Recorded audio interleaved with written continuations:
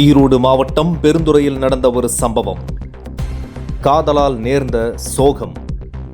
சமூகத்தை உலுக்கி எடுத்த ஒரு உண்மை செய்தி. ஜார்க்கண்ட் மாநிலத்தைச் சேர்ந்த 21 வயது மதிக்கத்தக்க இளம்பெண் ஒருவர் பெருந்துறையில் உள்ள தனியார் பனியன் நிறுவனத்தில் தொழிலாளியாக வேலை பார்த்து வந்தார். அங்கு உள்ள பெண்கள் விடுதியில் தங்கியிருந்தார். நேற்று மாலை வயிற்று வலி இருப்பதாக கூறி விடுதி கழிவறைக்குள் சென்ற அந்த இளம்பெண் சிறிது நேரத்திற்கு பிறகு வெளியே வந்து கழிவறையிலேயே ஆண் குழந்தை பிறந்ததாக தெரிவித்தார். தகவல் அறிந்த பெருந்துறை போலீசார் குழந்தையை மீட்டு அரசு மருத்துவமனைக்கு கொண்டு சென்றனர்.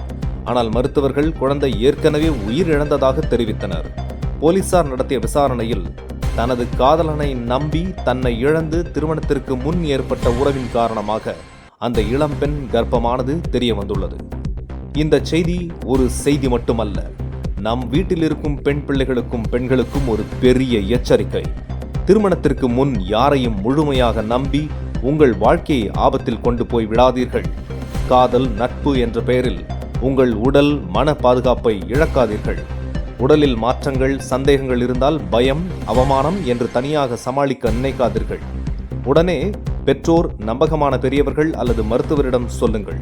நினைவில் வைத்துக் கொள்ளுங்கள், அறியாமை, பயம், தனிமை இதுதான் பெண்களை அதிகம் பாதிக்கிறது. ஆனால் அறிவு, விழிப்புணர்வு, ஆதரவு பல உயிர்களை காப்பாற்றும். இந்த பதிவு யாரையும் குற்றம் சொல்வதற்காக அல்ல, ஒரு பெண்ணின் வாழ்க்கை இப்படி அழியக்கூடாது என்பதற்கான ஒரு விழிப்புணர்வு செய்தி.